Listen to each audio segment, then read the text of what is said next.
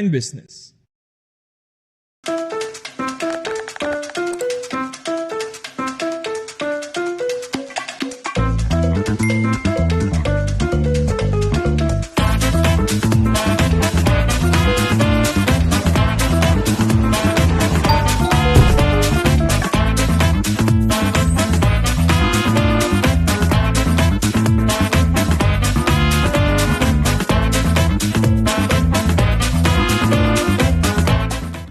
When you look inside a JanSport backpack, you see a story that started in 1967. Since then, our mission has expanded to helping protect our environment for future generations to enjoy. It's a work in progress, but just this season we've used the equivalent of 13 million bottles worth of recycled polyester in our most popular backpacks. When you look inside a JanSport pack, you see our commitment to this brilliant blue planet we call home. And we're just getting started.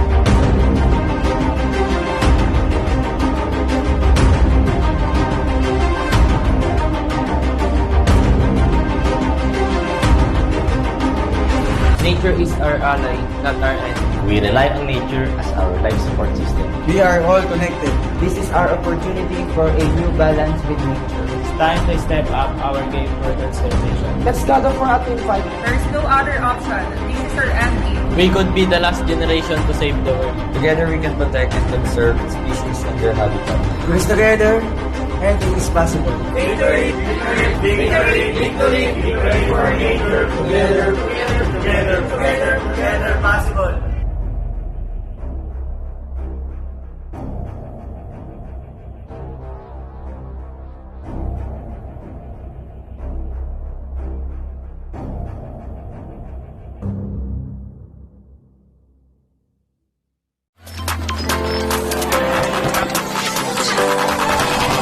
Came up from nothing. If it's fun out, you know I ain't stressing.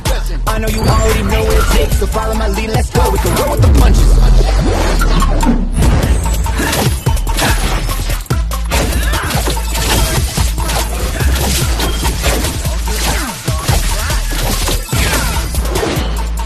Don't listen to music, feel it. It's born in sensibility.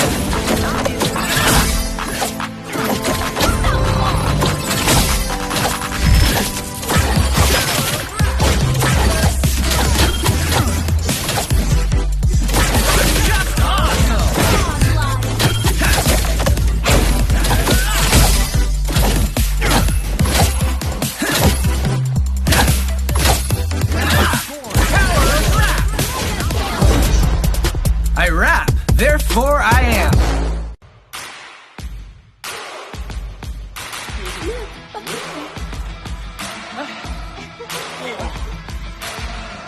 Everyone can be a legend.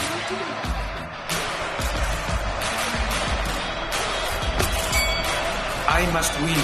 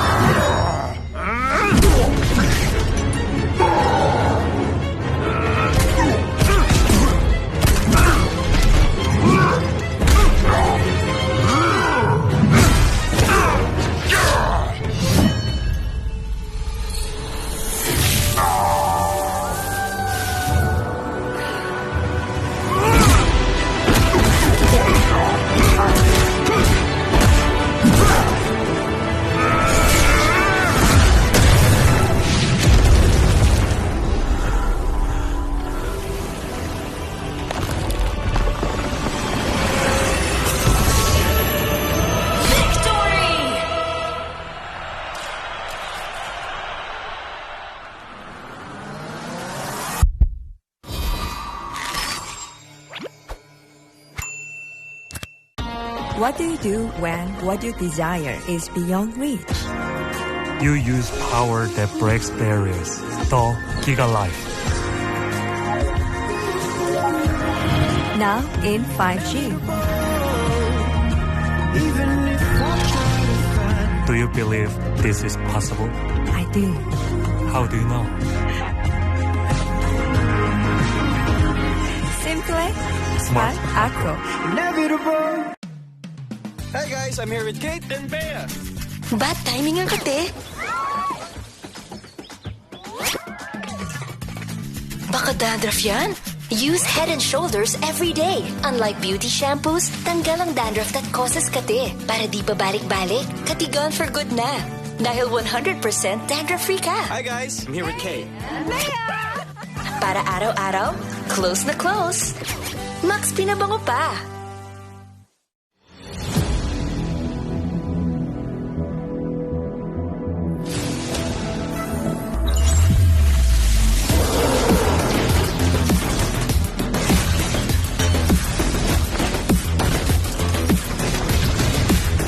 I see lots of prey.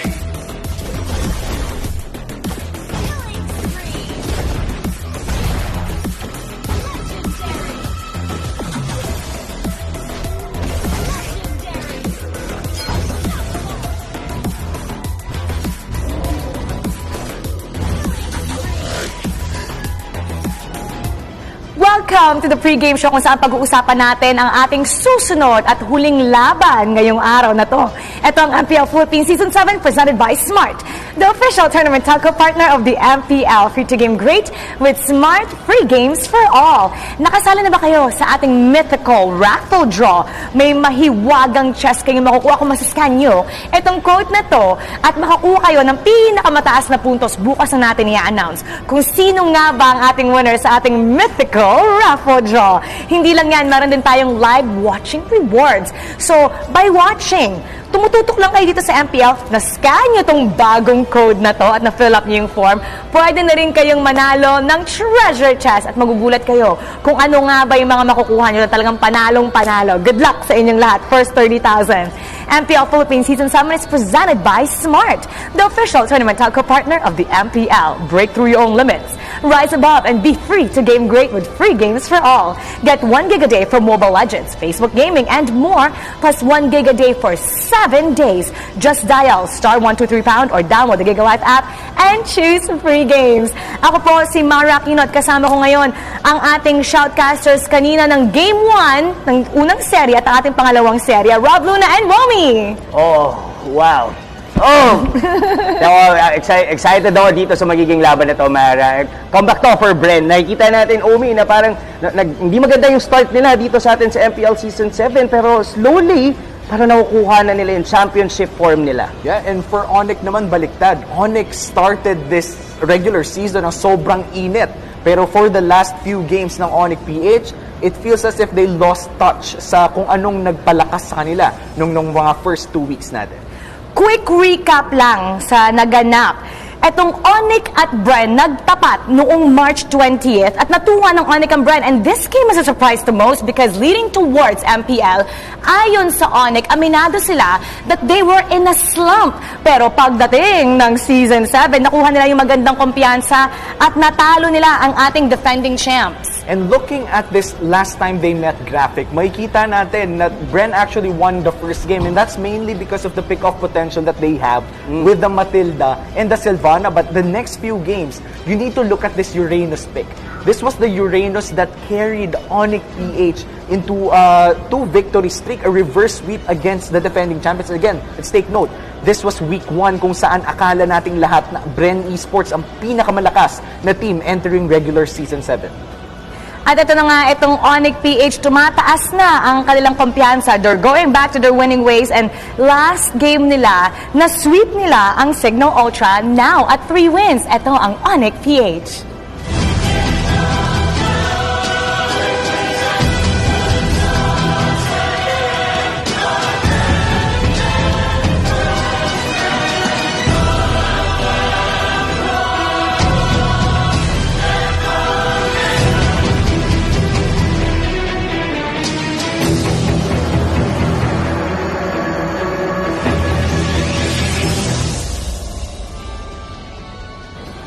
Onic, nais nila muli makulit yung pinakita nila sa kanilang opening game ngayong Season 7. Do you think this is possible against the defending champs to do another win and victory towards them? Well, for now, I think it's completely possible. But it's gonna be hard for sure. Because Bren Esports, they already found their footing. As you said kanina, Rob, nakuha na ng Bren Esports yung kumpiyansa at strategies na kailangan nila, even bringing out heroes like Alpha. Yeah, definitely. Parang, that was very unique, no? Para sa side ng Bren Esports, having a jungler Alpha with Carl TC. Pero we have to look at Onic PH as well, you know? Kyrie, with this phenomenal gameplays, yung mga Kagura niya, yung mga, even sa kanya natin nakita yung steal with yung Kagura, tama, di ba? Tapos yung mga flame shots na mga, the new retry, ika nga. Yung mga agawan nga ba? Pero, ito ang team lineup ng Onic PH, Delar, Hate, Iyakno, J, and Kyrie. Oh, etong team nito, it doesn't really feel like na parang may kinukulang eh. Parang specifically on the early stages of the game, ang ganda lagi na nagiging rotation nila. And Kyrie, given na siya yung sa kanya ngayon nakatutok lahat eh. Parang yung phenomenal plays niya, yung mga heroes na ibabato niya dito, tingin ko ito talaga ang kailangang bantayan ng Bren Esports. Yeah, I have to agree. Kyrie has been phenomenal for the past few games. Yeah.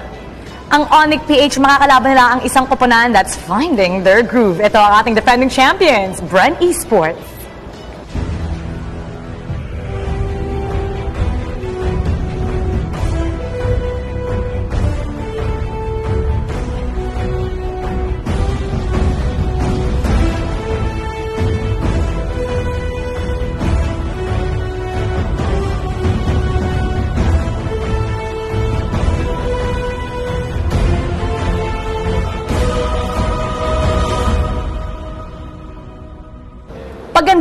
Paganda ang performance ng Bren Esports nung huling laban nila na sweep nila ang Signal Ultra. Ngayon, do you think, Womi, they can get back at Onic dun sa pagkatalo na naganap dun sa ating unang laban nila? Well, the last time that they met, Onic PH won 2-1. Ibig sabihin, may laban naman yung Bren sa simula pa lang. But right now, in week 4, I just have to say that Bren Esports is looking clean. And when they are looking clean, yung laro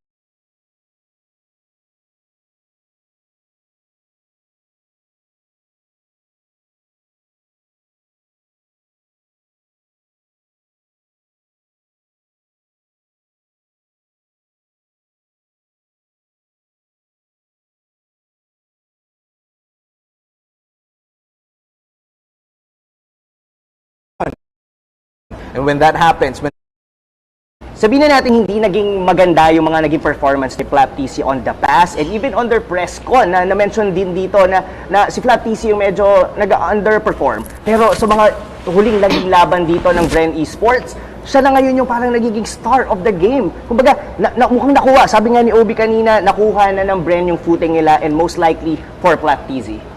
Which team is gonna be the star tonight? This head-to-head is brought to you by Oppo A94. Experience gaming at full speed with the all-new Oppo A94. Get yours now for only 13,999 pesos. Ito ang ating game story for today, showing their true potential. Etong Onic PH, nais talaga nilang ipakita na kayang-kaya nila makapasok sa playoffs. And lately, they've been recovering. Bren Esports as well. Talagang malakas itong kupunan na to. Yes, they started off slow sa beginning, but lately, we've been seeing a whole different Bren Esports. Well, looking at Bren Esports' past performances in Week 1, medyo magtataka ka talaga kung nasaan yung Bren Esports na nakasanayan natin. But right now in Week 4, or Week 3 rather, Week 2, nakikita natin unti-unti na finding their true potential dahil yung true potential nila was that M2 World Championship, that championship form. At ito naman ang ating statistics ngayon. If you take a look at this, yes, Onic has better numbers in KDA, kills per game. Actually, they lead all teams. But our champs, mas mabilis silang tapusin yung ating mga laban. Ha? Yeah, this only states. Then we have to look at Jay na sobrang bloated ng KDA. I mean, parang mas namin nagagawa habang hindi namamatay. Exactly. And just to add on that, no, former teammates to ng champion natin nung season 3. Magkakampi to under the Archangel banner and excited ako paano maghaharap muling ito. Kung titignan mo dito, they are playing on the same role, Omi and Mara. tank support para sa both the team na to. And looking at this lane prediction, sobrang excited ako kung paano ba magtatapat si Flap TZ at si Dlar dito. Dahil nakita naman natin kung paano maglaro si Dlar nung mga first weeks of Onic. Sana mabalik niya. Dahil yun talaga yung nagdadala ng side lane. This is going to be the rematch between the black and yellow teams dito sa MPL PH Season 7, ang muling pagharap. And always do remember, guys, that MPL Philippines Season 7 is presented by Smart, the official tournament telco partner of the MPL. Free to game great with Smart, free games for all. Welcome to the Tagalog Casters Desk. Ako nga pala si Butters at ako ang inyong magiging anchor. At kasama ko ngayon si TDZ, ang inyong magiging analyst. And syempre, as we continue to deal with the COVID-19 pandemic, possible. Let's all do our part to stay safe and help stop COVID-19. Diyan na lang kayo sa bahay. Kami na ang bahala doon sa papanoorin nyo.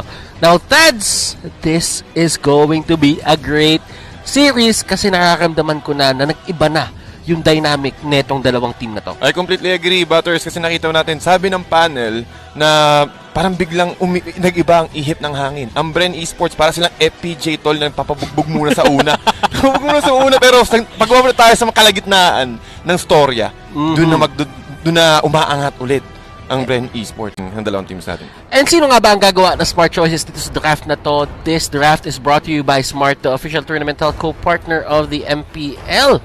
Free to game great with Smart, free games for all. Alright. Laban ng mga dilaw at itim sa side ng Onic PH naman. Sila ang nasa red side at blue side naman sa Bren Esports. Thurs, nakita natin to every single time.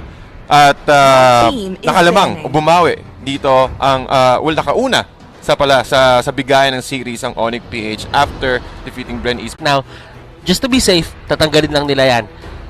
Pakito ang isang ban nila. Isa pa sa mga static na heroes or laners rather na sobrang sakit lalo kapag binigay mo to sa Bren Esports. Ng current composition ng Bren Esports itong Pakito build, itong Pakito hero lineup at ayaw na ibigay ng Onic PH to. Sobrang delikado. Pero ang nangyayari tol, kumbaga si Matilda Airlines ang pinili ngayon ng Bren Esports.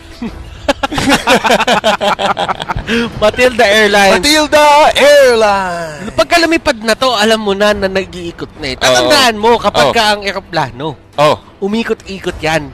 Naghahanap ng landing, di ba? Hindi ba pwede mag-land? Umiikot-ikot din yan. Umiikot-ikot din yan. Nagigets ko yung ano mo, nagigets ko yung tirada mo, pre. Lumilipat kasi, pre. Ayaw kasi tawagin joke kasi totoo naman eh. Totoo naman, di ba? Totoo naman. Pwede ka pang magbitbit ng isa. Pwede ka pang magbitbit ng isa. That is true. Now, indeed, at Onic PH, nakikita natin na with their current performance as well, talagang on a roll ang Onic PH dito. And given the point na Bren Esports, they really shines kapag nakakuha din sila ng Eve pick. So, ang ginawa ng Onic PH, sige, sandali lang. Nakita namin yung recent performance ninyo, hindi na namin bibigay itong Eve. Kasi malaking bagay ito, Thursday. Almost from this week, lahat ng team, especially Bren Esports, dito yung naging key factor nila para manalo sila sa mga series nila is Eve. Again, with the real-world manipulation, trap ka agad. Kumbaga, binibigyan sila ng magandang opportunity to fight against the more team fight, advanced team fight composition. Pero kapag meron kang Eve, nasa separate. Just to be safe, and syempre, effective din yan. Laban sa isang Eve. Alam naman natin na kapag tinamaan ka, yes, the stun will not kick in or it will not stop the real world manipulation, pero yung burst potential, garot, pati yung soul eater, pag tinamahan ka ng plus the trap, talagang mababurst ka agad dito si Eve. But in exchange, Onic PH going for the thumbs, talagang stabilizing the side lanes first for Onic PH para na rin na hindi malaman ng Bren Esports kung ano nga ba yung core. Since red tayo, meron tayong opportunity for the last pick to counter. May prerequisite kasi dito yung side ng Onic PH. Since kumuha kayo ng Alice, ibig sabihin yan, expect mo pa siya lumaban mid-game, gusto makuha muna yung stacks niya. In a perfect... So kumbaga, Ters, ang mangyayari, kung meron kang static lane sa taas, which is yung Alice, meron ka namang sa kabilang side mo na talagang nagpe-play aggressively. Kasi kung mangyayaring ganun, kung pareha static, mas madaling makokontrol yung lanes ninyo at mawawala agad yung early game aggression. Tatandaan mo, yung boxing ring na ginagawa ni Eve dito with the real world manipulation, kung walang papasok doon na fighter, walang mangyayaring boxing. Sabagay, totoo, no? Ang hirap nun.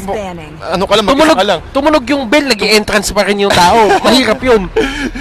Pero, well, empty ring eh. Kumbaga, merong agad isa na magpo-provide ng aggression to start ng fight. Kumbaga, kung nagde-delay ka dun sa isang part ng mapa, dapat yung isang mapa mo, handa lumaban. And kasi, yung playstyle din ng Bren Esports, hindi sila magdadalawang isip na gamitin yung advantages ng mga heroes nila. Alam ng Bren Esports yung limits nila. And napakita nila to time and again. Ever since Season 6 dun sa M2, napakita nila yan.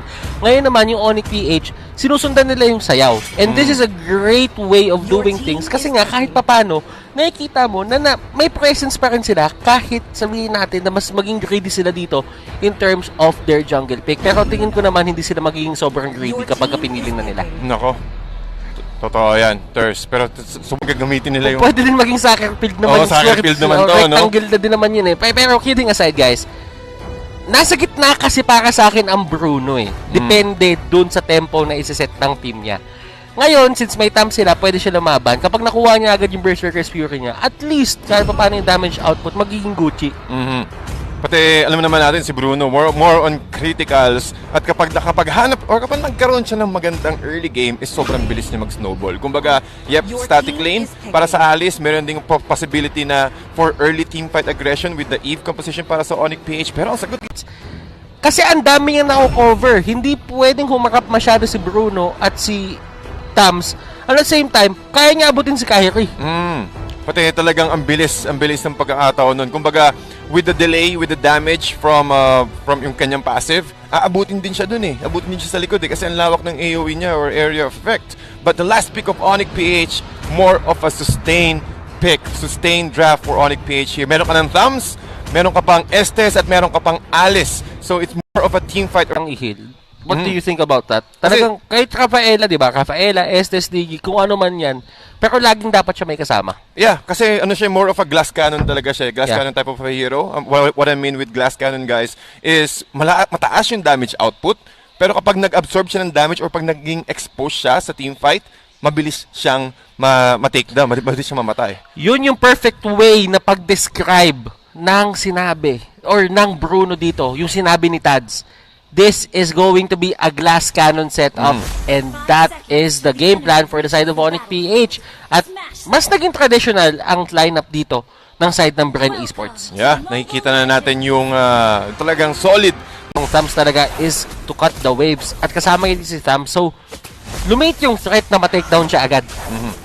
Pati, at least, yung aggression din kasi kumbaga with the presence of Bruno, medyo makakaroon tayo ng laban dito sa middle lane, turtle area, at Bren Esports ang makakuha doon with the arrow from View. And lastly, nakahuli agad sila ng isang kill dito with that arrow coming out from View. And ito pa rin naman yung pagkakilala natin kay View. One of the best Selena players na nandito sa Pilipinas. At pag sinabi mo talagang Selena, ang unang tatatak talaga kaagad sa'yo is si View eh. Talagang with the mastery of View and also yung mga acute shutdown, ibig sabihin as soon as possible. Kinukuha nila yung atensyon pero may laban na mangyayari dito. Here comes Hate. Tumulong na rin siya. Rebo, sinusubukan niyan tumakas pero yung damage na nanggaling kay Hate napakataas at ito yung isa sa mga downside ng pagpiling sa isang Bane na masyadong vulnerable pagka nawala na yung kanyang flicker. Pero si Delar gusto pa, si Lusty meron siyang armor, meron siyang shield at least, and ang daming energy shields na makukuha dito nila Hate and possibly yung Torre pa. Wow, kita mo naman yung burst damage dito ni Hate with his critical damage and also with the sustainability from Jay with the using of the Moonlight Immersion na po-force ka agad. Nako, at alam naman natin yan with the control, Rebo will be much more exposed sa mga ganitong klaseng rotation without the protection of this tier 1 turret at ang Onic. Mukhang mission accomplished sa bottom lane at mukhang nilipat agad sila sa top lane pero mukhang jungle muna. Clear out the waves first, get at least the complete Raptor Machete before going for another fight. Tingin mo hindi pa talaga prerogative dito ng Onic PH na lumaban agad? Tingin ko talaga dito kasi kailangan nilang kontrolin yung yung farm dito ni Hate and also given the fact na meron silang Lusty with this Matilda, you should play aggressively. Pero nakauna ka agad ng momentum dito yung Onic PH. The reason why is because the objective on the bottom lane has already been destroyed. So, mapo-force ka agad. It's a nice takeaway para sa side ng Onic. But Bren, dahil nga na-takedown nila si Yaknu, hindi sila mag-iisip ng isang tao dito na magagaling sa my bottom lane. Yeah, and look at the reactions of Onic PH here, mga kaibigan. Talagang duo. Lagi nandun si Jay kung nasan yung rest of Onic PH at kung alam nila na makakuha sila ng objective. Even though the top lanes now being pushed by Flap TZ, react kaagad ng Onic PH dito. Unti-unting, talagang hindi mo mapaghihiwalay. Hate pati Jay, kumbaga combo ka agad yan. Pag tinamaan ka ng Domain of Moon God, yung slow niya na malaki, yung second skill, kasi aggressive eh. At ito na si Kyrie, sinetap na yung boxing ring, yung soccer field, kung ano man tawag na gusto mo dyan. At Kyrie, hindi siya tatamaan ng para dito ni Pew. Medyo off yung batuhan. Lasty, nahuli, Mathilda will go down. And here comes Hate, ang next target, Curtizy, proper threat assessment. Mahuhuli niya yan. And hat-trick, just to get away. Wow. Napakagandang pick-off para kay, Curtizy. Gamit ang kanyang Deadly Magic, naka-isolate niya kaagad yung position dito ni Hate at nakahanap sila ng magandang butas or panakibutas para sa bleeding na nangyayari against Bren Esports. Pero tol, nakikita mo naman dito laging top lane yung aggression at laging binubuhay na start yung fight. Tatandaan mo, ang tawag natin dito kay Estes, Mobile Clinic Bang-Bang. No, Mobile Clinic Bang-Bang. Hindi mo na kailangan umuwi. May taga-heal ka na. May taga-heal ka na, may taga-slow ka pa. So, kompleto sa Ricardos talaga dito kay Jay. Damage na nga tayong kulang. Oo. Pero recently dito lang, nagbago ng damage buff. Damage, ano? Oo, nagkaroon ng damage buff kahit papano. Pero, as compared dun sa yung mga roles na, yung mga ibang hero sa role na finifil niya, mababa pa rin yun as compared to dati. Totoo. Pati sobrang baba talaga. Pero sustainability ang call dito ng Onic PH. At unti-unting medyo nag-i-slow down yung rotation ng Onic PH, nabigyan sila ng isa. Pero yung turtle, and that is going to be the collapse doon kay Dilar. Dilar lumalaban dito, Deadly Magic na bato, and that's going to be the kill para kay Harley. Flap TZ, tinatangkin niya yung damage output ni Hate, and Hate kulang pa rin ang items niya dito. Ang ganda ng pagkakakontrol. Indeed, kulang pa yung items, but hindi na-check. Hindi gano'n na-check dito yung ang items ni Flap TZ. Going for a Hefted Tease and also a casual Deadly Blade. Ang laking impact kaagad yun. So, sobrang sakit ng kanyang first kill. And with that AOE and also with this ultimate initiation, dalawa kagad na pick off sa side ng Onic PH. At doon nahirapan mag-contest ang Onic PH against Bren. Pati yung pagkakalagay, yung pagkakapull dito ni Carl TC sa side ng Turtle. Regeneration, hindi mo na kailangang umuwi. So, it will give you, or it will enable you to just roam around. Pero pati yung cooldown reduction, almost, meron ka ng kalahati ng max cooldown reduction pag meron ka ng Enchanted Talisman. So, nandun palagi. They can play really aggressively na hindi mo na kailangang umuwi. And also, laying the trap every single time. And ang ganda ng effort ni Flap na i-control at hindi ibigay yung lane. And Vengeance, hinahabol si Carl TZ, Dilar! His effort pay off! At si Flap pumasok pa doon sa real world manipulation, but Hate, andito na siya, sumisipa na siya, football player incoming, and Onic gets 2 kills. Tol, grabe yung ginawa talaga agad ng magandang momentum dito. Nakakuha ng 2 bola si Hate, and with that, ang taas ng teamfight presence or skirmishes presence ng Onic PH. Few, meron siyang flicker kaya kaya niyang magkaroon ng mga aggressive positioning na ganon. At Turtle, mapupunta sa Onic, at babak lang. Ayaw nila bumak actually. Gusto nila lumaban dito. Rebo ginamit na yung shark attack. And magiging, sabihin na lang natin na mas magiging confident ang Onic na mag-push dito sa mid kasi nga wala nang ultimate dito si Rebo. Wala nang mag-push out para sa next engagement at medyo lamang sila kasi mas sa team fight na mangyayari. So it's all about execution and proper positioning sa side dito ng Bren Esports. Kailangan nilang makuha yung surprise factor na kayang ibigay dito ni Harley, ni Carl TZ as well. And yun yung nagka-capitalize sa kanila, dapat na i-capitalize ng Bren Esports dito. Kaso, ang Onic PH na-check na nila. Okay, sige, gusto nyo maging aggressive, we will stick together. Hindi namin bibigyan ng pagkakataon na merong isang miyembro na iiwan bukod dun sa Alice, bukod kay Iapno. Now, Onic, ang nakakagulat dito, Bren Esports, sila pa yung nagiging aggressive. Hindi sila nagbaback down eh. Pagka sinasabi nila dito, sama-sama kami, taka, laban tayo ngayon. Yan, magigets mo rin yun sa side ng Onic. Kasi, natin ngayon na nagiging aggressive na rin ng Onic PH. Sumasabay na sila sa caliber ng aggressiveness dito ng Bren Esports because of that Ice Queen 1 pickup para kay Kyrie. So meron silang additional slow plus yung Void Crystals. Mas malaki pa yung impact ng slow dito. Pero look at this, Void Crystal ginamit na pero wala agad chance. Kumbaga, almost half of the pathway ng Bren Esports, they can occupy it with a slow. And kailangan talaga ng commit dito for Bren Esports kung kakalabanin nila yung Onic. Hindi pwedeng mabuhay si Kate. Dapat mabilis ang pitik. Oo, mabilis Yun yung ang dapat pitik. mangyari. Yakno nandun sa may gilid. Hindi niya kinaya yung damage output ni Ribo at ni Lusty. At eto na yung ultimate coming out from that Khalid. Ko hindi nila na-anticipate or akala nila maghihintay yung Bren for the Luminous Lord since it's only 30 more seconds. Pero ito yung risk na kayang ibigay ng Bren Esports. Okay, sige, kahit hindi natin hintayin yung Luminous Lord, let's take it. Ito yung kailangan nating makuha para makapitalize natin yung aggression na pwedeng ibigay ng ating draft. Pero, sabi dito ng Onic, wait lang mukhang hindi nila hinintay, so we need to group up together. Ito na naman yung gustong senaryo ng Bren Esports para magsimula ng fight.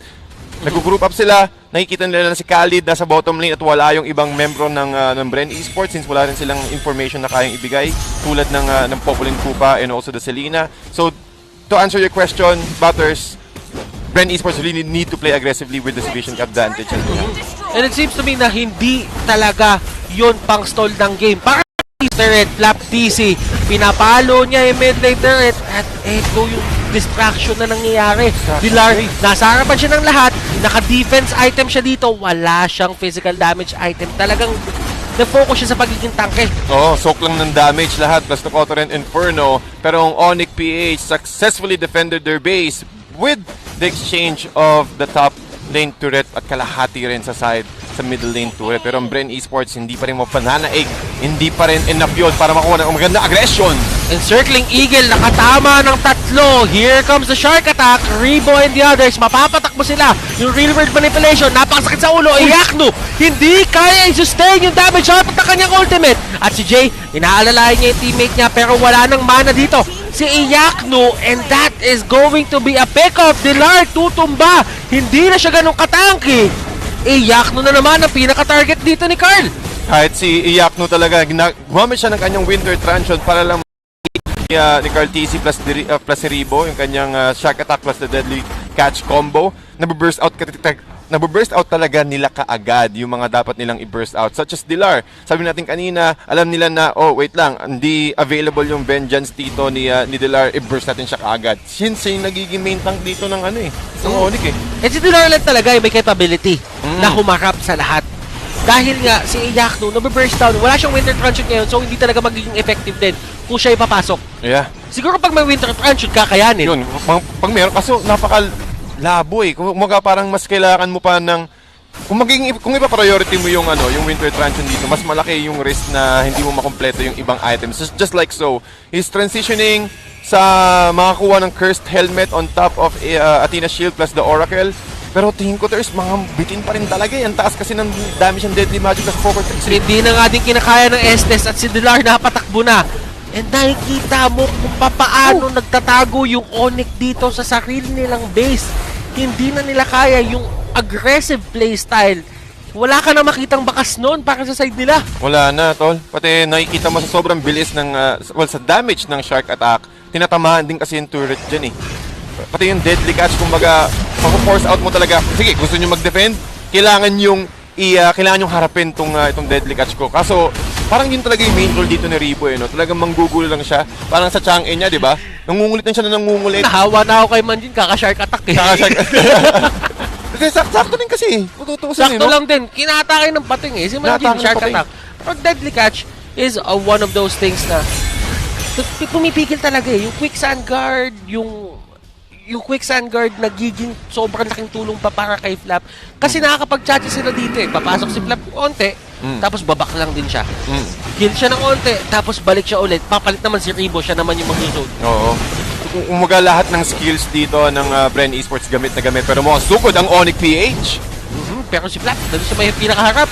And using the ultimate, napa-flaker niya yung mga tao. Real world manipulation, killing spree. At masyadong malalim ata ang inabot ng Bren Esports. Carl, hinahabol niya si Jay, pero si Dilar ang sole casualty para sa side ng Onic. Bren naman, tatlo ang tumumba para sa kanila. Kate, buhay dito, Yakno at Jay at Kyrie. Kaya ba nila i-turn tong opportunity na to na Lord take para sa kanila? Posible, Thurs. Kasi nakita natin tatlo agad ang tumumba sa Onic PH. Meron silang, well, si Cartesi is still buhay. Parang buhay pa si Cartesi dito. Meron silang retribution, pero sabi ng Onic dito, wait lang, hindi natin kailangan maging hyper-aggressively since pa-respawn na si Flap TZ. Meron naman silang isa pang crowd control. Pero bumalik sila to, nagdalawang isip, kumbaga. And that is going to be the 2 major team fight ultimates down. Buhay na si Flap. Pwede siyang pumunta dyan, pwede siyang umalalay. Ang tanong lang naman dito, Tads, is enough ba yung time? At mukhang hindi! Carl! Tutumba! Ang sakit ng damage talaga ng real world manipulation plus the volley shot kay Hate na bagsak agad ng isang mabilis nito si Carl TZ. Hindi siya napagamit ng kanyang second skill to run away. Pero still a risk. Ang Bren Esports, kaya nila sumugal sa mga ganong klaseng pagkakataon para makakuha lang ng magandang objective at para ma-turn around or makuha nila ulit ang kanilang momentum from that previous fight. Pero look at the items here, Thurs. Nakikita naman natin na si Hate is talagang 6-pack items na. Kumuha rin siya ng isang defensive item ng isang Athena Shield para rin sa burst capability na kayang ibigay ni Carl TZ. Pero when it comes to damage output, when it comes to physical attack output, nangingibawa pa rin si Hate dito with the 7-1-2. So talagang makokontrol kaagad nila yung teamfight kapag tumama yung domain of the Moon God dito ni Jay. Immortality para kay Jay. And second life para sa kanya. And pagka siya yung na-pick off kasi dito, napakalaking blow nun para sa lineup ng Onic. Nawawala yung nagsusustain para sa kanila. At ang second Lord, ang Luminous Lord, ang nakuha ng Onic. Malaking tulong to para sa kanila. Nakita na natin to. May mga teams na gumagawa nito. Pupunta dun sila sa gitna at papantayin nila yung base. Real world manipulation. Nasa gitna sila lahat at nakapag-flicker yung dalawa. Doon sa may taas, ang punta ng Onic, susubukan nila i-take yung mga turrets lahat. And here comes the deadly catch. Pero si Iyak nun sa pinakalikod. Surprise siya dito. Winter Truncheon. Flap TZ. Tinatangking niya lahat ng members dito ng side ng Onic. And that is going to be Flap TZ going down. Grabe yung damage ni Hate. Pero grabe din yung damage dito ng side ng Bren Esports.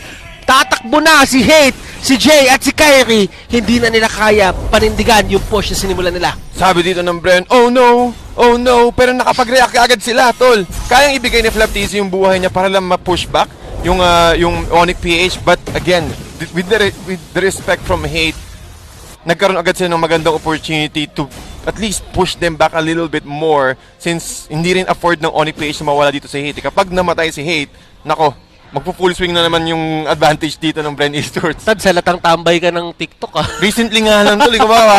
Kakaano lang. Nako. Ay. Di naman kita sinusuplo. Hindi naman. Ang sinasabi ko na sa'yo, tambay ka ng TikTok. Yabmat lang. Unting yabmat lang. Yabmat Mga tingin satos lang ng mga ML clips, mga ganyan. Ayan. Okay. Pero, now, bukas yung parehong base ng side ng Bren Esports. Bren Esports and Onic, parehong bukas yung side ng base nila. And si Hate, kumuha na din siya ng immortality. Alam niya na talagang it's go time na eh. Kailangan na nila ng pangalawang buhay kasi magti-20 minutes na.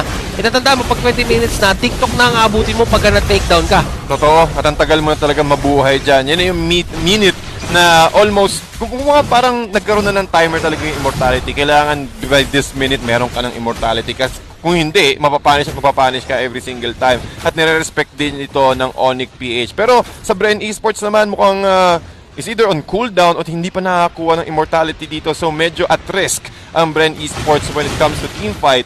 Pati si Hate, meron na rin parang immortality pagkasama na rin si Dilar. Tinamaan si Dilar. Pero hindi enough yung damage.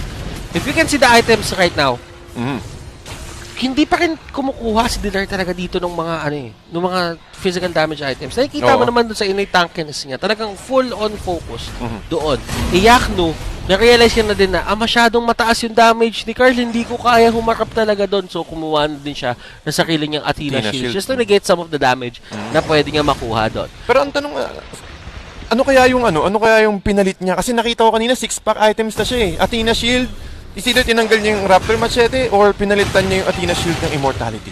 Pwede siguro yung Athena Shield, pero we will find out kapag nilabas yung items dito. Now, the Lord is going to be the focus of these two teams. Actually, ito na yung pinaka-key factor ngayon para mapanalo mo tong game na to. Hindi na pagharap talaga ng todo. Kailangan mo na maging safe. 20-minute mark na ang larong ito, Tads. Nako po. At nakita mo naman, almost quarter HP na naiiwan Domain of the Moon God has been placed. Oh! Yakdo with the play! Nahuli nila si Few, pero Few will survive.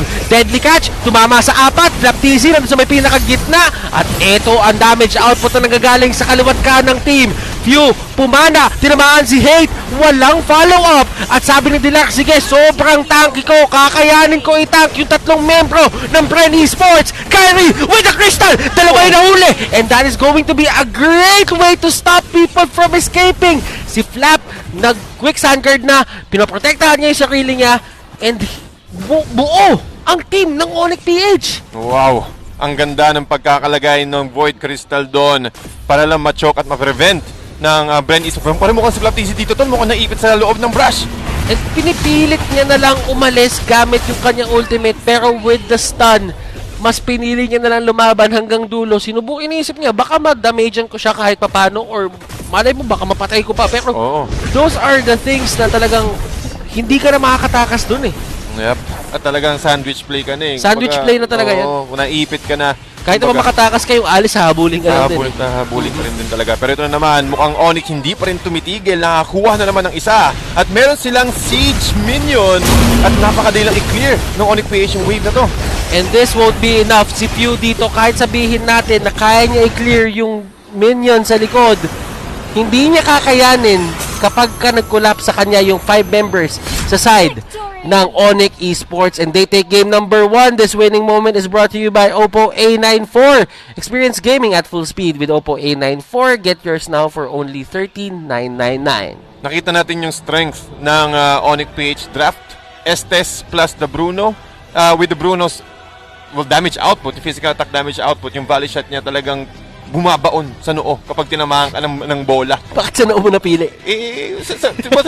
Parang sa katawan, pwede rin naman. Pero mas babaon yung sa noo kung saan tinamahan ka. Pero tol, given the fact talaga ang ganda ng control, ang ganda ng andayang pang-cancel na pwedeng gawin dito ng Onic PH para sa Bren Esports. I know the attempt na more of a team fight oriented draft para sa Bren Esports. Kaso nung nagkaroon sila ng swing sa Lord area, nung natalo sila doon, diniretso agad ng Onic PH. Yun yung opinion natin nila. And they are a team na talagang kapag kailangan na tapusin, hindi sila maglalaro. Actually, wala namang team na gano'n na maglalaro pa para lang sabihin natin makapag-stall pa ng game. And right now, for Onic PH, they are looking great in terms of finishing this series off. Pero syempre, hindi din naman basta-basta magpapatalo dito ang Bren Esports. So, ibato natin kay Midnight para malaman natin kung ano nga ba ang kailangan gawin ng Bren Esports at anong kailangan ng Onic para tapusin na ang series na to. Midnight, take it away. Ang masasabi ko dito sa game na to is resilience is key. Onic PH sila nag-prevail against Bren Esports, even balancing out yung pag-comeback ng Bren. Welcome back to The Understand. My name is Midnight and ating i-breakdown kung paano ba naka-comeback at naka-comeback ulit ang Onic PH against Bren Esports. Sige natin muna yung post-game stats na hatid sa atin ng Smart, the official tournament partner of MPL. Free to game great with Smart, free games for all. First of all, ang masarap i-highlight dito is yung item ni Delar on the Tams.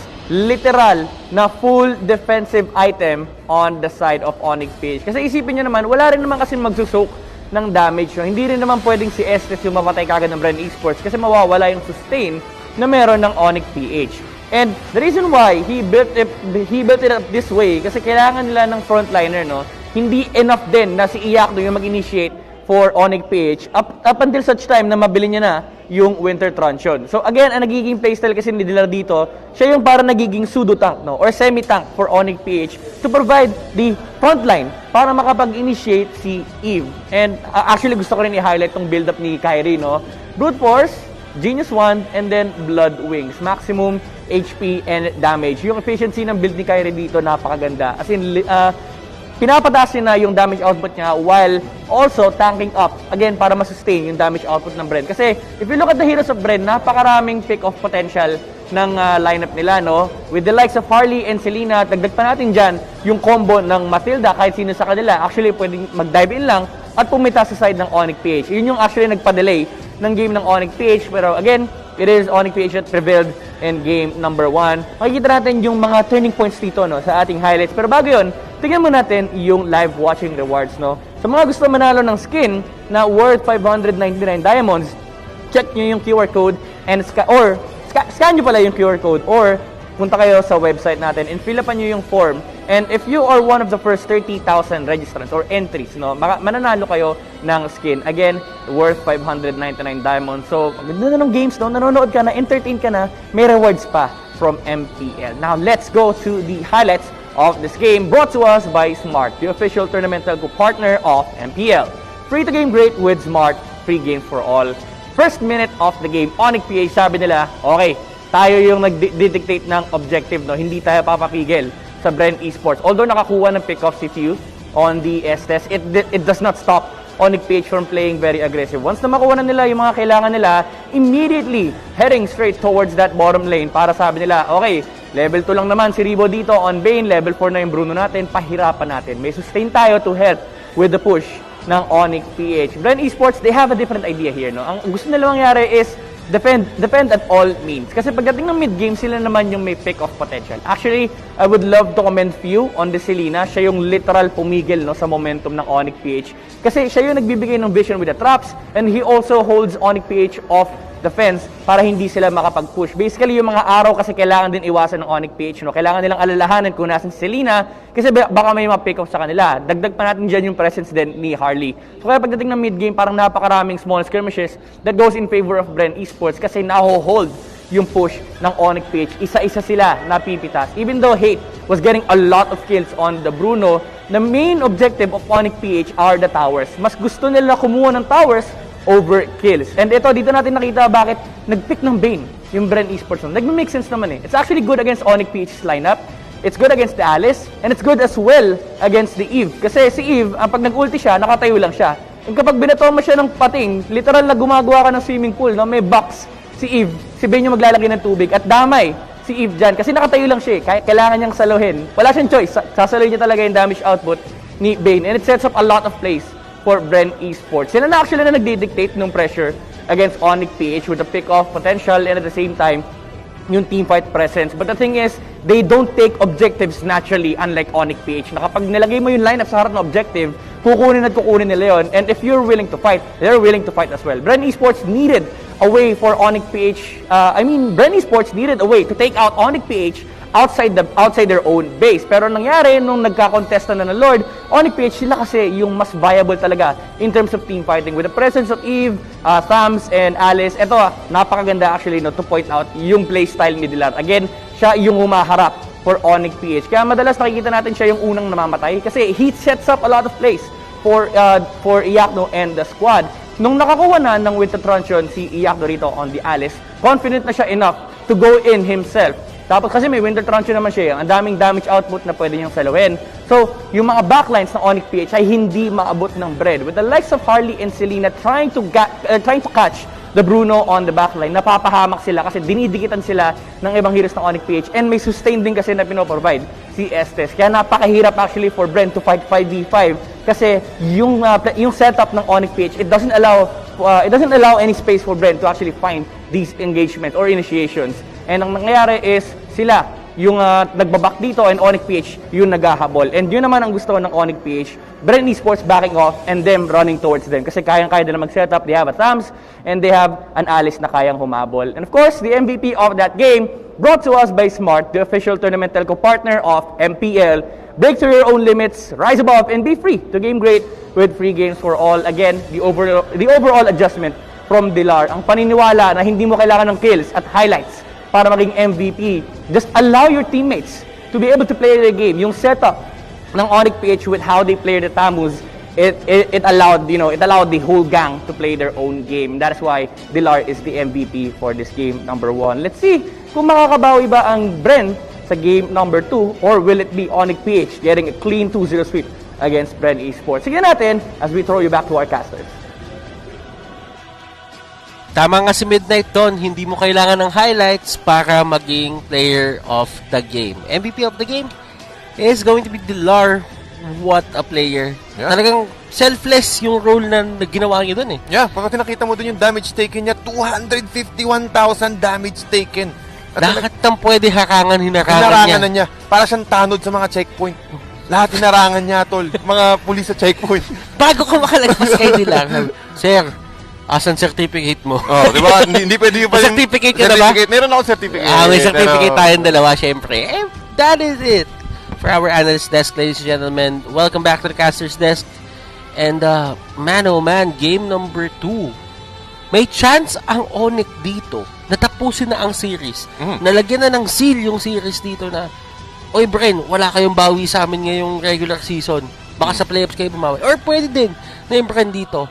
Na teka lang, kaya sinabi mo, yung bida, nagpapabugbog sa una. Malay mo, si Bren nga talaga yung bida dito sa series na to. But then again, malay nyo, baka yung bida, si Onic din. Si Onic din. Kumbaga pati, kung merong pattern Thurs. Diba May first pattern, series nila, diba, yung game 1 ng week 1, Bren ang nakauna. Tapos, nakahabol yung Onic pagkatapos game 2, game 3. Baka pwede rin mangyari yun since nagkabaliktad ng ihip ng hangin. Sa bagay, kasi yung LPE at NXP din, ganun yung nangyari. Diba? Nanalo ng first game yung NXP nung week 1, tapos yung dalawa magkasunod, kinuha ng LPE. Pwede rin mangyari dito yon sa series na to. Ngayon, gano'n nga ba ang mangyari? Same story ba? Pero tatandaan mo, kapag kasi same story, pwede magkaiba bigla yung ending. Yung mga maliliit na bagay, yun yung nagpapabago ng ending. Mga detalye. Kumbaga, depende yan sa makikita natin mamaya sa Game 2 draft. Pero mainit ang labanan ng yellow and black teams dito para sa ating series. Last series for the day. At Thurs, nararamdaman ko na yung kumbaga, yung iba na talagang ang simoy ng hangin. Kumbaga sa drafting pa lang may... Hindi pa Pasko Hindi pa Pasko. Kaya nga nakikita mo dito kung mapansin mo from the previous weeks, from the previous drafting nila, medyo creative na rin ang nagiging draft dito ng Onic PH. Sumasabay na rin sila when it comes to drafting. At tingin ko talaga impact talaga dito ng mga heroes na pinipili. I like the word, impact. Yan yung kailangan natin makita din sa Bren Esports. Yes, may impact sila, but in terms of team fights, yun talaga yung pinaka-nangyari. And who will make smart choices in the draft? This draft is brought to you by Smart, our official tournament telco partner of the MPL. Feel free to game great with Smart, free games for all. And pasok tayo sa draft, Tads. Bren Esports, Uranus ang una nilang tinanggal. Ayaw nila ng Uranus. Ni Dilar. Nakita rin kasi natin yung performance ng Uranus kanina from our previous series. Talaga na ang hirap niya lang kontrolin. Bukod sa yung Uranus is pwede kanyang i-zone out when it comes to mid-game to late game. Meron siyang Radiance at yung kapag naging kompleto na pala, yung kanyang Radiance stacks, pwede kanyang i-bait out. Pwede siyang gawing parang pain, kumbaga sa fishing pole. Na tipong, okay, sige, habulin nyo ng habulin. Pero nagkakaroon ng space yung mga kampi niya to react and also make their own objective. Isa rin sa mga comfort heroes to ng Onic PH, yung Uranus. Talagang ayaw nilang ibigay, hindi binibigyan ng pagkakataon dito ng Bren Esports. Then sabi naman nila, okay, sige, napagbigyan tayo ng isang Eve nung game 1, hindi natin ilalabas to ulit. Bren Esports, ayaw na nila magbigay ng opportunity, katulad ng sinabi mo. And Onic PH, paano sila sasagot? And yun yung isa sa mga bagay na kailangan mo tignan Kasi sa totoo lang, yung dalawang side laner kanina ng side ng Bren Esports, binigyan sila ng sobrang laking problema in terms of pushing, in terms of fighting. Pero kasi hindi naman ban-worthy yung mga heroes na yun kumbaga parang hindi mo din naman ibaban si Bey. Hindi mo ibaban si Khalid. So, paano mo siya sasagutin? Na-control din pa rin talaga. Kumbaga, okay, sige, pwedeng ibigay. Pero, nagkaroon ng alternative yung Bren Esports when it comes to drafting from game 1. Panalo kayo, yes. But, hindi mo matatanggal yung fact na nahirapan kayo dahil doon sa dalawang hero na yun. Ang laki talaga ng bagay. Especially last 2 picks yun ng Bren Esports, talagang nagulat din talaga yung Onic PH doon. Kung tutuusin talaga, akala ko nung first few minutes, nung nabasag na ng Bren Esports yung bottom lane pati yung mid lane. Well, actually, lahat nga ng inner turrets nabasag na nila Talagang nagkaroon din na magandang opening dito yung Onic PH. And Onic PH, knowing Onic PH, kapag nakahanap sila ng magandang swing, kung nakahanap sila ng magandang opening or opportunity, kukunin talaga nila yun. Kumbaga, sa Bren Esports, lahat ng execution, lahat ng drafting, on point. Pero nahanapan lang talaga sila ng isang malaking opportunity dito ng Onic PH to turn things around. Yeah. Onic PH, kailangan nila ibalik yung disiplina na yun. Actually, yung dalawang teams naman may disiplina. Pero kasi, yung mga sobrang disiplinadong team, mapapansin mo kasi kahit may isang misstep lang sila yung mag-overstep sila dun sa boundaries ng kanilang teritoryo, alam mo na may mangyayari talaga So, dun nadadali actually yung Bren. Nung pumasok sila sa isang narrow corner, yung talagang makipot na daan dun, sa may gubat, nagamit sa reward manipulation, talagang sa kanya-kanya kayo Na-checkpoint sila, tol. Na-checkpoint sila. Tapos nung sinabi, wala kayo certificate, takbo, pre! Takbo, pulasan ka agad. Pulasan agad. Yung hirap naman kasing pumulas dun sa draft ng Onic PH. Isipin mo meron Domain of the Moon God, yung second skill na bilog ni Estes. Meron din silang Real World Manipulation, merong Void Crystal, meron pang Ice Queen 1. Talagang sobrang bagal. At yun yung ginawang opportunity dito ng Onic PH para magkaroon ng power spike na makahabol dito sa Hate using his volley shots sa kanyang Bruno. And isipin mo, binigay dito sa Bren Esports yung Mathilda na naman nila. Although sabihin na natin, siguro hindi tinitignan na Onic as a threat yun nung game number 1. Pero nagbigay pa kanya ng extra layer of protection para sa mga members or mga heroes ng Bren. Onic PH, meron na naman silang chance ang kunin ulit yung Alice. May chance silang kunin dito yung Pakito if they want to. At pwede sila ulit mag-Estes kung gusto nila. Oo. Kaso yung Onic PH, mukhang sabi nila, okay, sige, wait lang. Ay, di binan pala si Pakito. Binan si Pakito. Pero, di ko nakita kasi parang lang siya. Parang bundok. Oo, kasi yung noon niya kasi medyo papatagilit. Nakatingin siya kasi kay Benedetta. Pre, kamusta ka naman dyan, pre? Mukhang hindi tayo nakikita recently, no? Now, naggulat ako sa'yo. Actually, diba? Hindi ko lang nakita si Pakito, pero natawa ako sa'yo, ginawan mo ng story Going back, Onic PH, Popol and Koopa, plus Granger, range battle, ang maganda sa kanila dito. Yan ang magiging play ngayon ng Onic PH. Kapag nahuli ka ng Popol Surprise or pag nangar-ngar ka ng ni Koopa, doon magkaroon ng opportunity si Granger na gamitin ng kanyang Rhapsody plus the Death Sonata. So, again, yes, I completely agree. Thurs, maganda talagang i-point out yon, more on range capability. So, ano magiging sagot ng Bren Esports? They will secure more of a hero na pwedeng mag-invade ka agad or mag-dish out ng damage sa backline since you're already going for range damage. Again, with the Yin Yang overturn, with the same umbrella open, pwede niya agad ma-reach si Granger at pwede siya agad pumunta doon sa small boxes nila. Same din sa Lapu-Lapu pickup ng Bren Esports. Again, with the Raging Slash, with the Bravest Fighter, he can breach the backlines easily for Bren Esports. And pagka may Lapu-Lapu ka kasi, yung side lane dueling capability mo or yung pag-clear mo ng waves, automatically mataas ang bilis lang din yun kasi. Yung kaya talaga ng Lapu na gawin Justice Blades, clear ka agad. Tapos meron pa siyang sustainability with his Homeland Defender, yung additional shields niya pag napuno yung Rage meter. So, ang laki na opportunity dito when it comes to team fight or draft or team fight opportunity for Bren Esports. However, Onic PH, sabi naman nila, okay, sige, puro kayo team fight. Gusto nyo nang maukuna at pipiliin naman kami ng Esmeralda. Magandang panghuli to or maganda to sa mga heroes katulad ng Lapu-Lapu. Yung talagang mahirap i-take down sa laban, yung puro lifesteal. Kasi kahit pa paano nakakuha ka ng shield sa kanya. Oo, more shields. Especially kapag prolonged team fight. Diba? Pero ang problema kasi, kailangan pa nito ng onting item. Yung Lapu kasi, bigyan mo lang ng onting sapatos to. Okay na. Larga na Oo. Kailangan talaga magkaroon ng magandang matchup dito. So, most probably, ang sa sinabi mo na ng Thurs, mag-a-avarice dito si Esmeralda, no? May possibility. May possibility kasi strong laner din ang isang Esmeralda and mahirap siyang kulihin ng basta.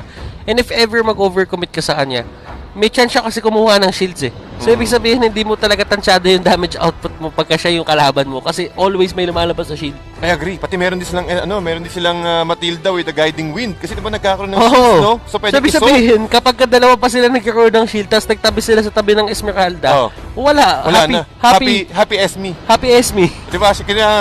Happy Esme, happy life. Happy Esme, happy life. Yung Onic sa Onic yan. Diba? Pero, your team is banning. Onic, tinanggalan nila ng Ling. Ayaw nila nung pumapasok sa backline, gusto nila dito na nandun lang, nasa harapan lang nila, nakokontrol nila. Kahit ngayon, Lance, tinanggal nila. Kasi medyo delikado nga na may Granger ka, may Popolin Koopa ka. Tapos, bibigyan mo ng assassin na pumapasok lang sa loob na parang wala lang. Oo. Talagang protected talaga magiging backlines dito ng Onic PH. Nakita nila na yung first 3 pick ng Bren Esports has already the capability, so wag na nating dagdagan.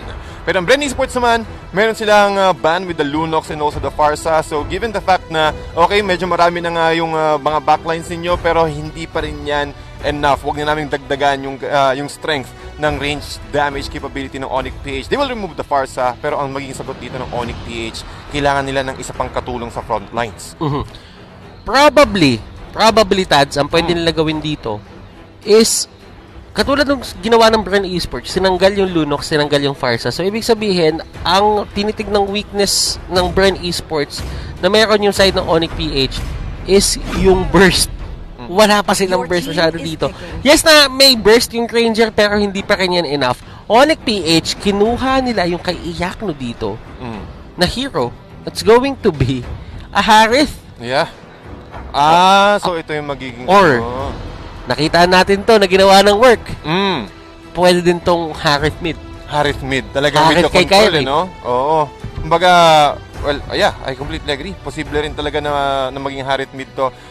Once na nakakuha siya ng kanyang Little Wanderer, ubus na agad yung mana siya. Ubus na agad yung... mas mabilis mag-refill yung kanyang mana, so it means that he can go to other lanes and also apply pressure. Alam naman natin na isa sa mga pinaka-importanting turrets is yung middle lane. So once na take down ka agad yung middle lane, Onic PH can snowball from that. Kumuha ng Kufra ang Bren Esports para sagutin yung Harith. Oo. And ganito yung sinasabi, naalala ko yung sinabi ni Wolf kagabi. Nasabi. Na kapag kumuha ka ng Kufra, at masasabi mo sa sarili mo na madami kang masasagot dahil sa Kufra, usually, hindi yon magandang bagay all in all. Kasi, in the first place, madami kang sasagutin. Isang hero ka lang. So, hindi naman yan magdidikit-dikit lagi. So, nakita natin yung Bren Esports kasi na parang nung kinalaban nila yung work, ang ginagawa lang nila nun, tinututukan niya lang si Hayabusa. Si Hayabusa lang yung pinaka-main target niya, kaya naging successful sila. But right now, I really think na pareho ang gagawin ng Bren Esports. Pick up nila yung Kufra, tapos itututok nila kay Harith. Kay Harith. Para hindi rin makapag-continuous ng chrono dashes. Kasi, ang sagot kasi sa Harith, kapag nag-Zaman Force siya, is ma-stop mo yung chrono dash niya eh. Pag nanakap mo siya, tapos hindi tumama, hindi mag-reset yung chrono dash niya for additional stitches.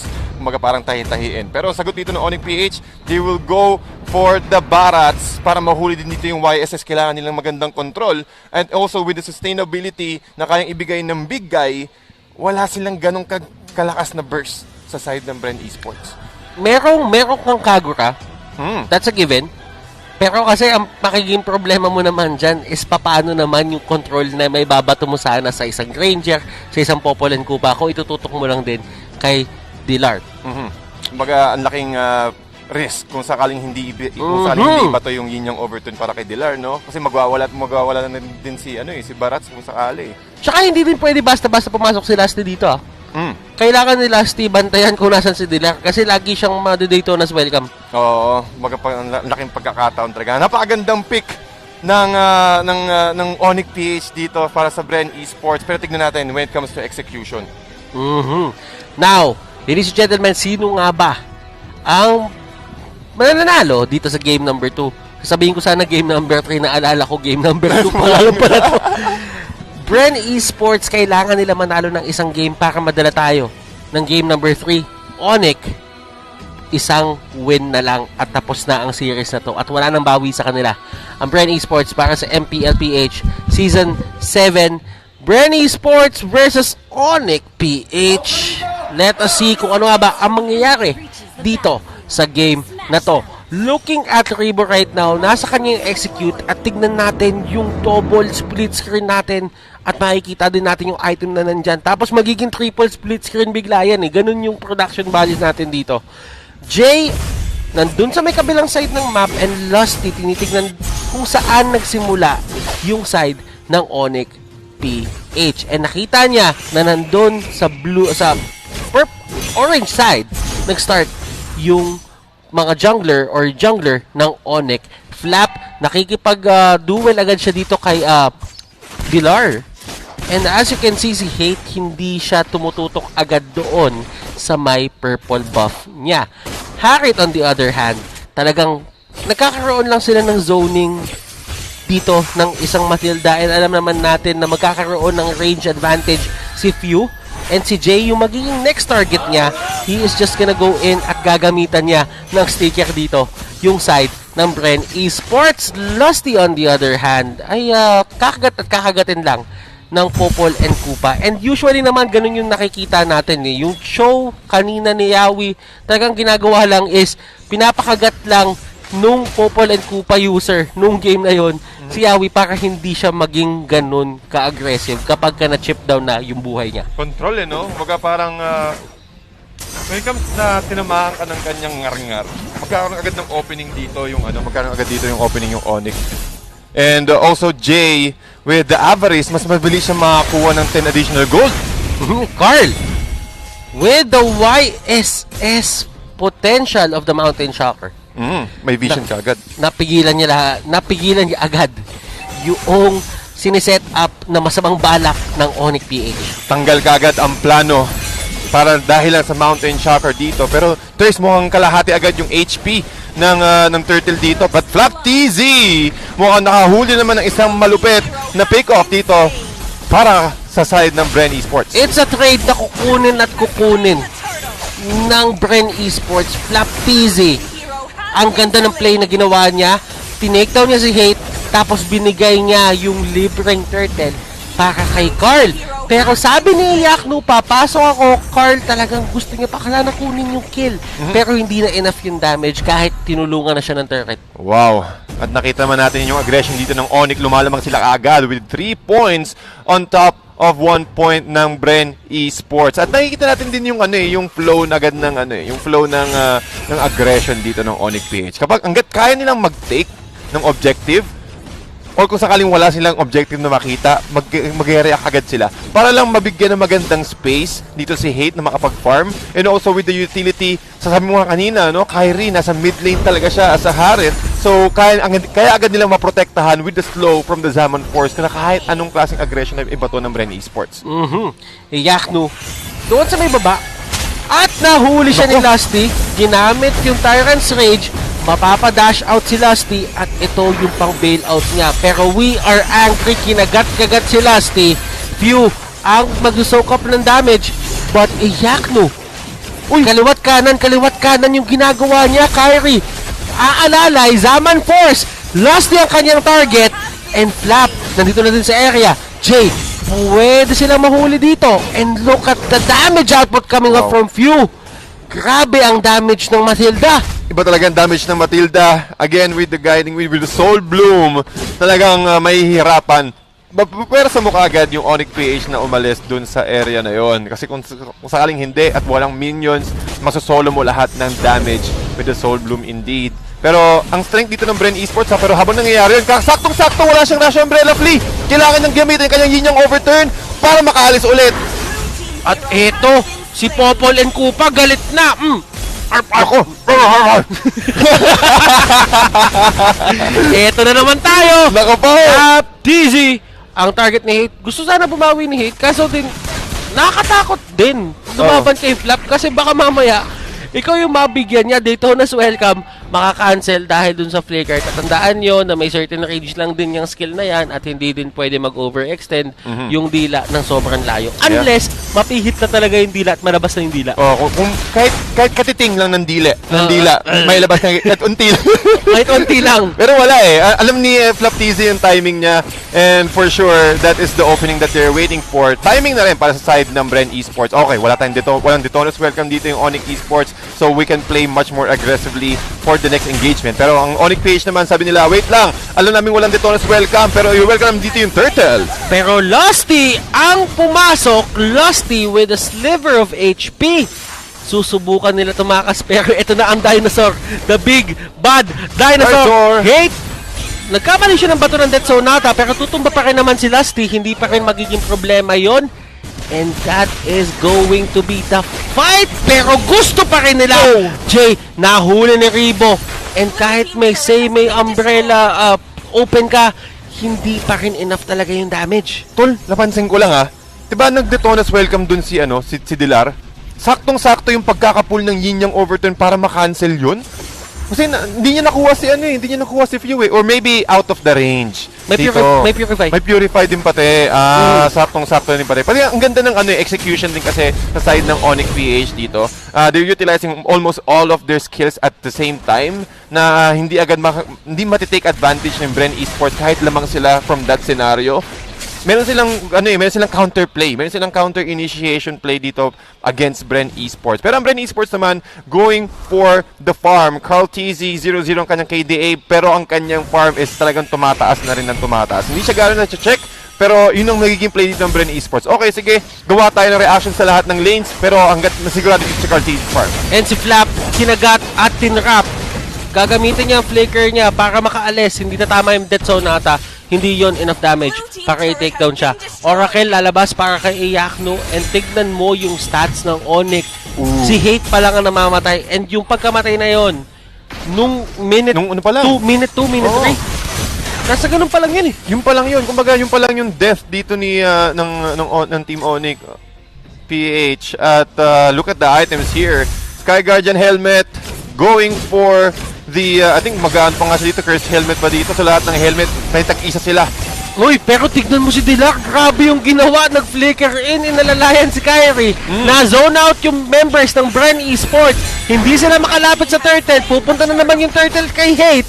Pero eto na ang habulan. Jay, ang unang casualty ng laban na to. Sino ang susunod? Cartizi, tinamaan ang death zone nata. At ayun na nga, Lusty, ang next na target, Esmeralda, Iyakno. Grabe ang pasok. Flap TZ tumatakbo at eto na ang pagbawi ni Hate. 4 people down. On to the side of Bren. Will this be a wipeout? Yes, it will be. Wow, ang ganda ng piniling position dito ng Onic PH when it comes to that fight. In-isolate nila. Hiniwalay nila yung box ng Bren Esports at pinikop nila pa isa-isa. Si Ribo, sinubukan niyang tumakbo. Sinubukan niyang magtago doon sa brush area but no, chinek siya kaagad ng Onic PH. At ito yung ginawa nilang opening for them to take another objective away from Bren Esports. At si Dilar, tol, ang dami niyang biniling oras para lang ma-push out, para mag-get yung attention, makuha yung attention din ng Flap TZ. At doon niya rin nagamit ni Flap TZ lahat ng kanyang mga skills. Straightforward yung nilalaro ni Dilar dito. Kung napapansin mo si Kyrie pumasok, hindi na siya gumawa ng tricks. Yung usual na nakikita mo, yung Daytona's welcome, tapos ipiplayer ka sa pader. Hindi na ganun eh. Hindi na. Ang sabi niya, piplayer rin ako para kung sino man yung lalapit para kay Kyrie dun sa Summon Force, mapo-force out na. Tagang zone talaga. Tagang zone na lang. Box out kagad ang play dito ni Dilar. And he's really doing well for that again for his hero, and is really good. Nakita natin dito yung top lane Onic PH, talagang hindi nila pinitigilan ang aggression against Bren. Si Jay pwede mahuli. Lusty, tinalo na si Dilac. Si Dilac hindi siya magiging biktima ng Tyrant's Revenge. Pero eto, Kyrie na sa may pinakalikod, going for Carl. Carl dito ay tutumba. Ribo ang next target sana ni Iyakno, pero hindi na siya aabot. Masyadong malayo yung range. And that's going to be Onic aiming to take 2 turrets. All of the outer turrets, to be honest, para dito sa side ng Bren Esports. Talagang kiniklean na nila yung labas at hindi nila bibigyan ng space para huminga yung Bren Esports. And gugustuhin na nilang tapusin to with a 2-0. Pero sabi nila, disiplina ang kailangan. Disiplina ang kailangan. At kung okay na sila doon sa dalawang inner turrets na nakuha ng Onic PH, at ang laking bagay dito para sa Onic. At since nakita nila yung Lord nag-respond na, they will go for another objective. But I want to take advantage na or take kudos or give kudos para sa kay Dilar gamit yung kanyang barat. Talagang zone out niya. Hindi siya nagdadalawang isip na kahit sino, kahit si Lusty yung i-disable niya, makukuha pa rin nila. Tignan mo si Dilar tsaka si Iyakno kung paano nila i-zone out yung members ng Bren. Oo. 5 tao yung nandun, 2 kayo, hindi sila lumalapit. Si Few, kakakuha niya lang ng Necklace of Durance. Probably ngayon, yung time na kaya na nila i-take down si Dilar. Pero kanina, hindi talaga kinakaya. Ngayon, yung Lord nagmamarcha. Although hindi naman Luminous Lord to, magiging kakayanin pa rin ng Bren i-take down tong Lord bago pumasok doon sa may base nila. Nako. At mukhang Bren Esports kumakatok na dito ang Lord. Flap! Grabe yung damage output ni Hate! Lusty! Ang ganda na kanyang ultimate! Oh my goodness! Look at that! Dominance! Ice! And will this be the moment of victory para sa side ng Onic. It is going to be a 2-0 Onic. They answer the drought na meron sila in terms of victories. And GG, well played to Onic PH. Congratulations. Natapos nila yung problema dito sa series na to. Nakabawi din ang Onic PH. And this winning moment is brought to you by Head and Shoulders. Put your game face on and finally say goodbye to those awkward hashtag it's a GG moments thanks to Head and Shoulders. 100% dandruff free and itch free. Now, mas mabango pa. Thirst, talagang hindi tayo nakakita ng 2-1. Talagang hindi natuloy yung pattern na nangyari nung first series nila against Bren Esports. And nakikita mo naman kung paano magtalunan yung mga tao doon sa bootcamp ng Onic. Alam mo na yung pressure on na talaga para sa side nila. And kung meron mang isang team na kinakailangan ng 3 points ngayon, na talagang para hindi sila maglaglag, Onic. PH yun. And yung kaba, kahit paano ay nawala para sa kanila since tumaas nga sila ng 3 puntos. Nakahinga sila ng maluwag against this series at Bren Esports. Good game, well played din. Taga nakita nila yung yung strengths ng kanilang draft, pero mas nauna sa tempo ang Onic PH. Na-control agad nila yung early game. At tingin ko yun din yung naging factor ng Onic PH for them to win this game too. A lot of things happened there, at sa totoo lang si Dilar para sa akin ay isa sa mga pinaka nag-evolve na player. Dati talaga yung ginagamit niya yung mga carry, yung mga chow, pero ngayon siya na yung kuya nung grupo at siya yung nagko-control para mag-excel yung team. Midnight, ano nga ba ang thoughts mo para sa game na to? Sa'yo na ang bola.